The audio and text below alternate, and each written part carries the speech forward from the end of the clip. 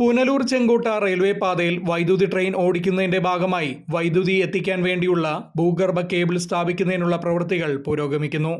KSEBയുടെ Punalur 110 kV സബ്സ്റ്റേഷനിൽ നിന്ന് Punalur railway traction സബ്സ്റ്റേഷനിലേക്ക് 110 kV ഭൂഗർഭ cable സ്ഥാപിക്കുന്നതിനുള്ള ജോലികളാണ് പുരോഗമിക്കുന്നത്.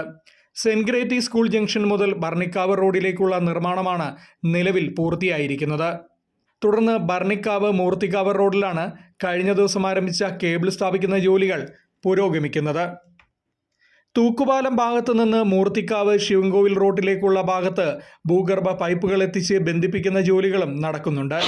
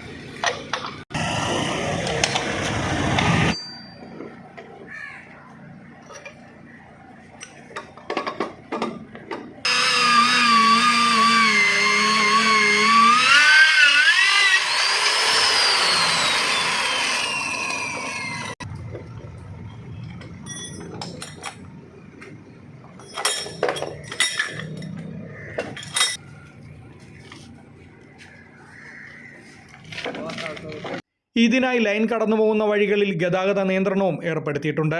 കല്ലട പാലത്തിന് സമീപമുള്ള ചെറിയ ഗ്രൗണ്ടിലാണ് പൈപ്പുകൾ ശേഖരിച്ചിരിക്കുന്നത്. ഹൊറിസോണ്ടൽ ഡ്രൈവ് ഡ്രില്ലിംഗ് നടത്തി അതിലൂടെ കുഴൽ കടത്തിയാണ് നിർമ്മാണം പുരോഗമിക്കുന്നത്. റെയിൽവേ സ്റ്റേഷനിലെ സബ്സ്റ്റേഷനിൽ നിന്ന് KSEB സബ്സ്റ്റേഷൻ വരെ 2.7 മീറ്റർ ദൂരത്തിലും 2 മീറ്റർ ആഴത്തിലുമാണ് കേബിളുകൾ സ്ഥാപിക്കുന്നത്. 14 കോടി രൂപയാണ് നിർമ്മാണ ചെലവ്.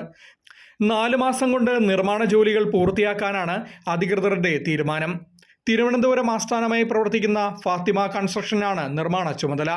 പുനലൂർ ചെങ്കോട്ട പാതയിൽ വൈദ്യുതി ട്രെയിൻ ഓടിക്കുന്നതിനാണ് റെയിൽവേ പുനലൂരിൽ സബ്സ്റ്റേഷൻ നിർമ്മിച്ചത്.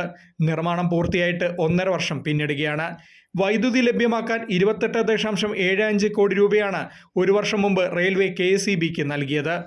നിലവിൽ പെരിനാട് ചെങ്കോട്ട സബ്സ്റ്റേഷനിൽ നിന്ന് പുനലൂർ റെയിൽവേ സ്റ്റേഷനിലെ സബ്സ്റ്റേഷനിൽ വൈദ്യുതി എത്തിച്ചാണ് ട്രെയിൻ ഓടിക്കുന്നത്. KSEBയുടെ നിയന്ത്രണത്തിൽ ഭൂഗർഭ കേബിൾ സ്ഥാപിക്കുന്നതിലുണ്ടായ കാലതാമസത്തെ തുടർന്നായിരുന്നു പെരിനാട് ചെങ്കോട്ട സബ്സ്റ്റേഷനിൽ നിന്ന് പുനലൂർ റെയിൽവേ സ്റ്റേഷനിലേക്ക് വൈദ്യുതി ലഭ്യമാക്കേണ്ടി വന്നത്. ഇത് കാരണം ദീർഘദൂര ട്രെയിൻ സർവീസുകൾ പുനലൂരിൽ എത്തിയ ശേഷം പശ്ചിമഘട്ട മലനിരകളിലൂടെ 2 എഞ്ചിൻ ഉപയോഗിച്ചായിരുന്നു ചെങ്കോട്ട വരെ സർവീസ് നടത്തിയിരുന്നത്. Fox TV news, Punalur.